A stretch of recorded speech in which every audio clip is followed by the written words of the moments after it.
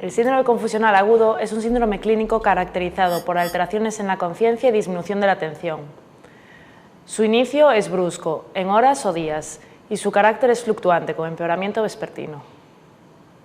Para su diagnóstico es necesario demostrar por historia clínica, exploración física o pruebas complementarias que existe una etiología médica como causa subyacente al cuadro clínico. La etiología del síndrome confusional agudo es muy variable. Entre ellas, caben destacar el consumo de fármacos y tóxicos, como drogas de abuso, como la cocaína o la heroína, fármacos de uso habitual, como los analgésicos o las benzodiazepinas, sustancias tóxicas exógenas, como el monóxido de carbono, o de privación a determinadas sustancias, como el alcohol o las benzodiazepinas.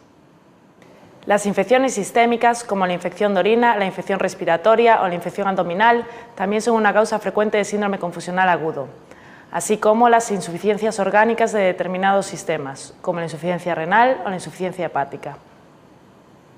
Las alteraciones metabólicas, como las alteraciones de los iones, del sodio, del magnesio o la hipo o hiperglucemia, son una causa habitual de síndrome confusional agudo en el servicio de urgencias. Por último, existen determinadas enfermedades neurológicas en las que aparece síndrome confusional agudo. Normalmente, en este tipo de enfermedades aparecen otros síntomas acompañantes, como alteración del lenguaje o de la fuerza. Algunas de las enfermedades neurológicas que pueden aparecer como síndrome confusional agudo son las infecciones del sistema nervioso central, el estado epiléptico no convulsivo o las enfermedades cerebrovasculares.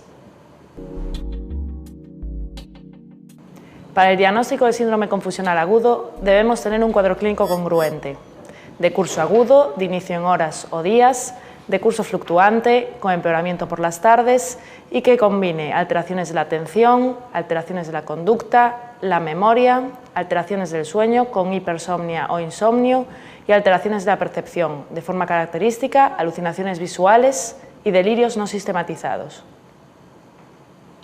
Existen tres formas principales de síndrome confusional agudo. La forma hiperactiva, que presenta hiperactividad, agitación o insomnio. La forma hipoactiva, con bradisiquia, apatía y en la que hay que hacer un diagnóstico diferencial con la depresión. Y la forma mixta, que combina periodos de hipoactividad con periodos de hiperactividad. A la hora de realizar una historia clínica en pacientes con síndrome confusional agudo, debemos preguntar por antecedentes de deterioro cognitivo o situaciones que predisponen al síndrome confusional, como pueden ser las cirugías previas o el daño cerebral antiguo. Debemos hacer una historia detallada sobre los fármacos que recibe el paciente y los tóxicos a los que puede estar expuesto. Además, debemos buscar en la historia clínica síntomas que nos indiquen la etiología subyacente al cuadro, como fiebre en los días previos o alteraciones respiratorias. En la exploración física debemos hacer una exploración general exhaustiva, buscando signos que nos indiquen la causa del cuadro clínico, como pueden ser una auscultación pulmonar patológica o cambios en la coloración de la piel. En la exploración neurológica, además de las alteraciones de la atención y la conciencia mencionadas previamente, puede aparecer temblor, mioclonías, alteraciones de la marcha o disartria. La presencia de otros síntomas neurológicos focales, como la alteración del lenguaje o la pérdida de fuerza, nos hará pensar en una etiología neurológica subyacente al síndrome confusional.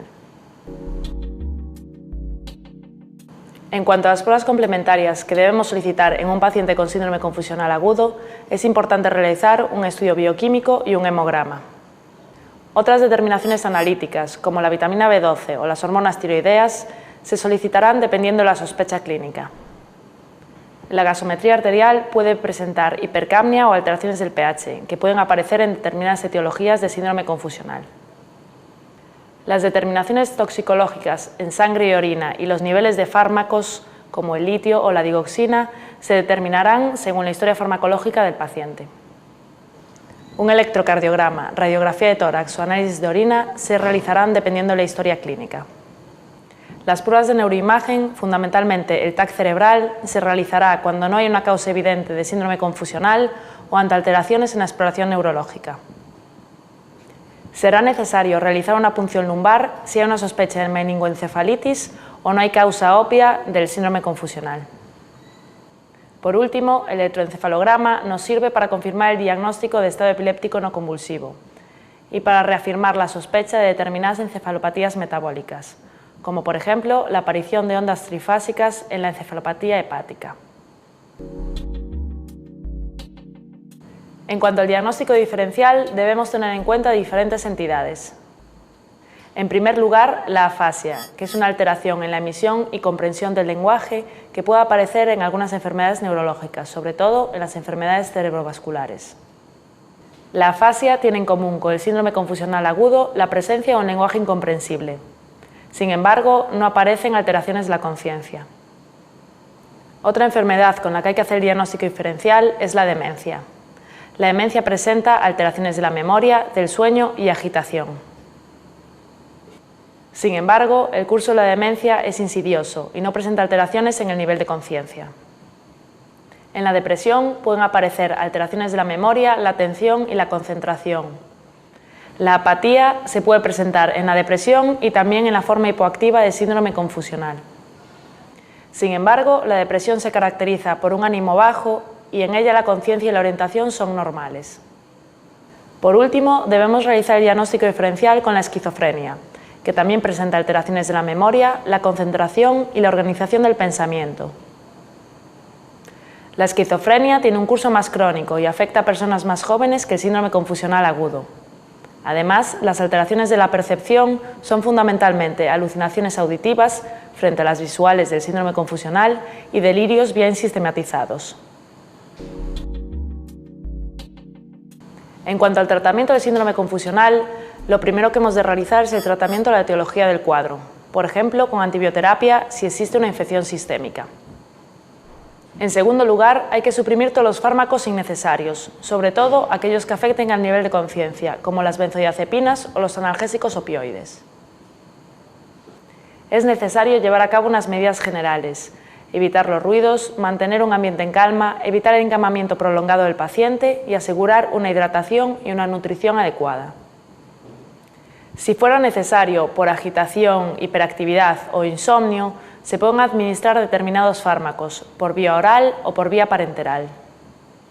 Los fármacos indicados son los fármacos antipsicóticos, de los que disponemos por vía oral el haloperidol, la quetiapina o la ciprasidona, y por vía parenteral, tanto intravenosa como intramuscular, el tiapride o el haloperidol.